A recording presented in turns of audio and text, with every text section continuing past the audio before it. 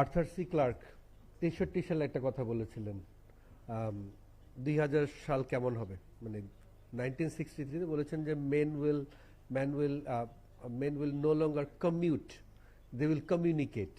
তা আজকে মূল প্রবন্ধ উপস্থাপনা থেকে সেটাই মনে হলো যে আমরা আসলে কোথাও যাওয়ার দরকার পড়বে না, আমরা ট্যুরিজম হয়তো আমাদের পার্সোনাল স্পেস থেকেই এরকম একটি কাজ। এবং ভবিষ্যতে ট্যুরিজম কেমন হবে, অ্যাসপায়ার টু ইনোভেট প্রকল্প নানা ধরনের উদ্যোগ নিচ্ছে।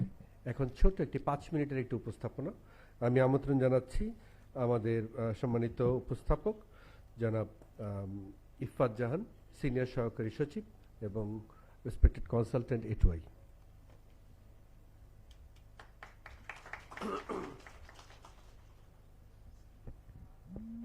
বিসমিল্লাহির রহমানির রহিম। 10th এশিয়ান ট্যুরিজম ফেয়ার এবং বাংলাদেশ ট্যুরিজম ডেভেলপমেন্ট সামিট 2003-এর আজকের এই সেশনের সম্মানিত প্রধান অতিথি, সম্মানিত সভাপতি এবং সুধীবৃন্দ, আসসালামু আলাইকুম।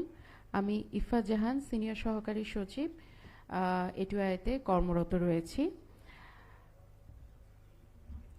ফিউচার ট্যুরিজম এটুআই সরকারের নানা উন্নয়নমুখী কর্মকাণ্ডের সাথে জড়িত।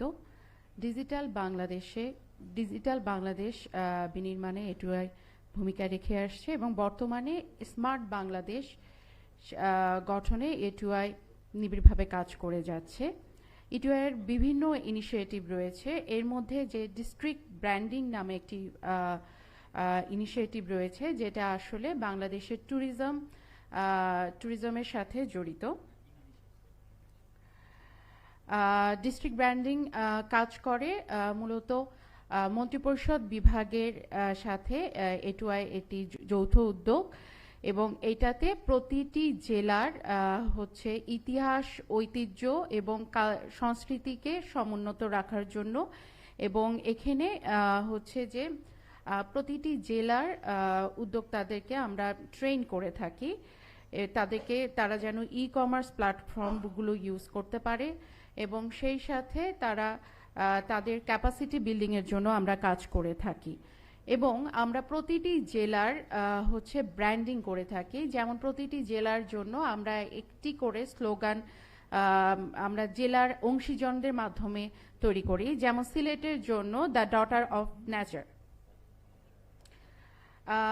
ক্যাবিনেট এবং এটুআই পর্যটন কর্পোরেশন এবং বাংলাদেশ ট্যুরিজম বোর্ডের সহায়তায় একটি কর্মপরিকল্পনা তৈরি করে এবং প্রতিটি জেলা এই কর্মপরিকল্পনাগুলো সাবমিট করে। সাধারণত 3 বছর মেয়াদী এই কর্মপরিকল্পনাগুলো হয়ে থাকে এবং প্রতিটি জেলা যে কর্মপরিকল্পনাগুলো সাবমিট করেছে বর্তমানে এই কর্মপরিকল্পনা বাস্তবায়ন করা হচ্ছে। প্রতিটি জেলা ব্র্যান্ড বুক নামে ব্র্যান্ড বই পাবলিশ করে। আমরা আমাদের মিডিয়া বাজার ইয়ার সামনে আমরা বোর্ড দিয়েছি কিউআর কোডে, যেখানে যে 37টি জেলা ট্যুরিজম নিয়ে কাজ করে তাদের জেলা ব্র্যান্ড বুকগুলো আছে, আপনারা কিউআর কোডের মাধ্যমে সেই জেলা ব্র্যান্ড বুকগুলো দেখতে পারবেন।